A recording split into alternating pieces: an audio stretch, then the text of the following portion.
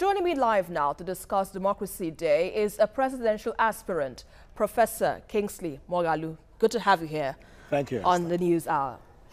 So let's begin with this Not Too Young to Run bill, which the president promised to assent in his Democracy Day speech. Yes. What are your thoughts on that? Well, I think the law has been passed by the National Assembly.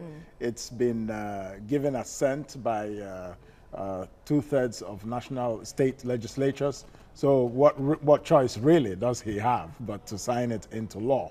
But it's a very good development, I think. No question about it at all. So is it more of a good sign for the people to expect better governance? Because that's the bane that most Nigerians are asking. I think it's more reflective of the opening up of our democratic space and a recognition that has come, albeit slowly, that younger people have a right to be more fully involved, that the youth have a right to be more fully involved in deciding their future.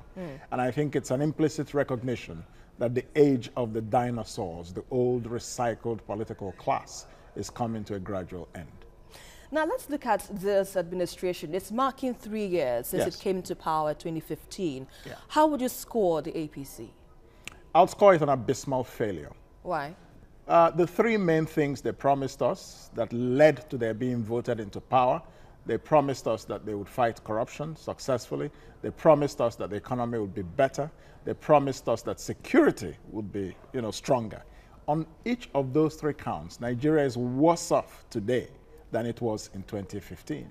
I think we shouldn't be sentimental about this. We should simply look at the record. The economy has imploded. We've gone through a horrible recession, the worst in 30 years. Poverty is rising in this country. Unemployment is stratospheric. So the result, as we say in law, res ipsa loquitur. The fact speaks for itself. It's not a matter of sentiment. It's not about political debates. It's just a fact that Nigeria today has become a killing field. Thousands of people have been killed by herdsmen, and we have a government which has failed in its very first duty of protecting the lives and property of citizens. The president is telling us today, after how many years of herdsmen roaming around Nigeria, killing citizens, that they will all be brought to face the law. We've heard this before. Okay, now, but let's quickly come to your ambition, which is to be Nigeria's president. Next president, yes. Next president. Yes. My question, why should anyone vote for you? Oh, because I offer Nigeria a very different kind of leadership. And what is that? That leadership is leadership that will take us into the 21st century. A leadership that understands how the economy should be managed and how the economy should be restored. A leadership that understands how to build a real nation. Nigeria is not a nation, we're just a country. A leadership that can restore Nigeria's place in the world. I have all the requisite experience that addresses these three challenges. No other candidate in the 2019 election has the type of experience I have and the type of preparation I have for the presidency. I spent 17 years in the United Nations rebuilding and fixing broken nations around the world, from Croatia to Angola, from Rwanda to the former Yugoslavia. I have been an economic manager as deputy governor of the Central Bank of Nigeria, and we achieved very good success in the central bank at the time, in 2009 to 2014. And I have very strong diplomatic credentials and diplomatic experience. And so I can project and protect Nigeria's interest in the world. But there's still a question people are saying. Your party, which is the YPP, is relatively new and it's not known. How do you intend to break the ranks of the PDP, the APC, and of course some other parties that is coming up with the likes of, the old faces that Nigerians have got to know all this time? How do you intend to break through and, rise up to be the top? Well, thank you. I mean, the parties, the two big parties, that is the APC and the PDP, don't forget they were built by men, not angels. So men and women will build the YPP, the Young Progressive Party. What we have to do, the challenge we face, is to go to the people of Nigeria and explain why we're a better alternative. And it's very simple to explain that. The record of the PDP and the APC has been nothing but failure. So we must now face the future. We must now face the future, and we have to face the future with young, more dynamic political actors who are in politics for service, not, you know, in politics to enrich themselves or in politics for ethnic or religious irredentism, as we've seen with these two large parties. So I think, you know, Nigerians want something new now. They want something different. They want something bold. And you can understand why. The demographic is changing. 70% of Nigerians are young people. Right. They don't live in the past. They live in the future. They want a leadership that they can look at and feel a connection with.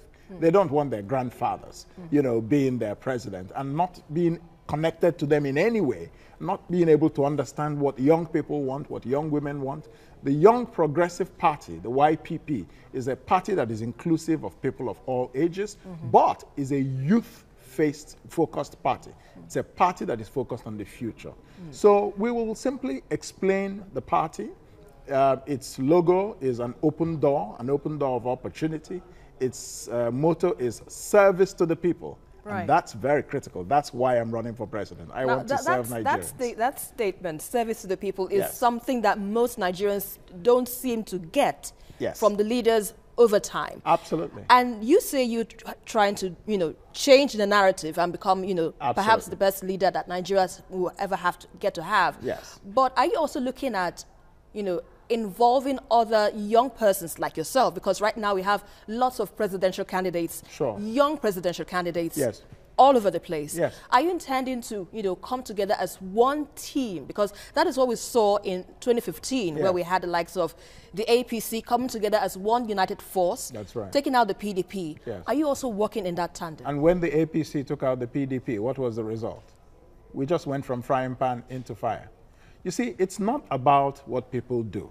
It's about the results, the quality of the results of the actions that we take. In 2019, I'm happy that there's a much wider democratic space than there was in 2015. And so I think we have much more quality now.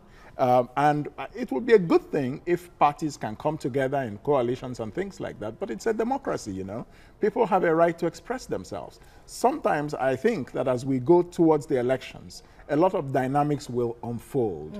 I don't want to break my leg with dances about coalitions at this point. I'm focused on my vision as a presidential aspirant and hopefully become the official candidate of my party later this year. And then we'll go to the elections with the vision that we have for the people of Nigeria. And that's a vision that will change our lives. Now, there's a particular issue that is affecting most Nigerians, which is security. And the president has come out to say that they will do their best to ensure lives are protected and properties aren't destroyed. We've heard that before. Well, it's more or less like a norm to some people. But how do you think you can address this aspect that most Nigerians find so difficult to accept at this time? Let me tell you what I'll do that will be very different from what President Buhari has done or what he has failed to do.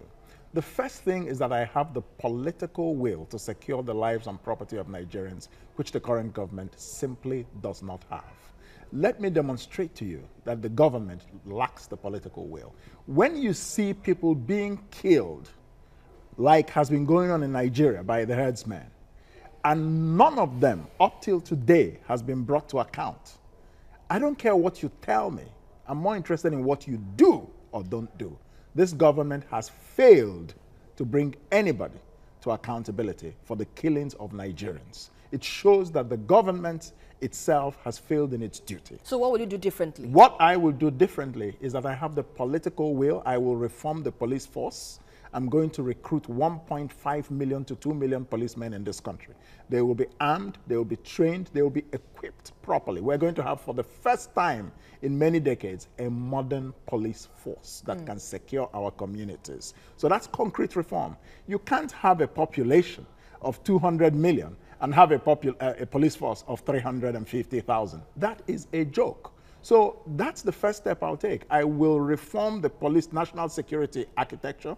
We will interpret national security much more broadly than this government has interpreted it. When they came into power, they were just focused on Boko Haram, which they claim to have degraded, but they just saunter into Nigerian territory, kidnap girls, and walk out. And then they bring them back, allegedly for a ransom, and people are cheering them. So I don't know when you say you've degraded Boko Haram, But we know that they still affect our lives in a very significant way in the Northeast. So to your own part, you would do a work in terms of police reform? Police reform, national security reconceptualization, because I think this government was too narrowly focused on Boko Haram. So they did not look at other aspects of national. And then one important thing that I'm going to do as president of this country, which has not been done before, and I have the political will, which this government does not have, is to secure Nigeria's borders. All right, let's leave it at that and wish you the very best. Kingsley Moghalu, presidential aspirant, we appreciate your thoughts. Thank you. Good to be here. On the program. Thank you.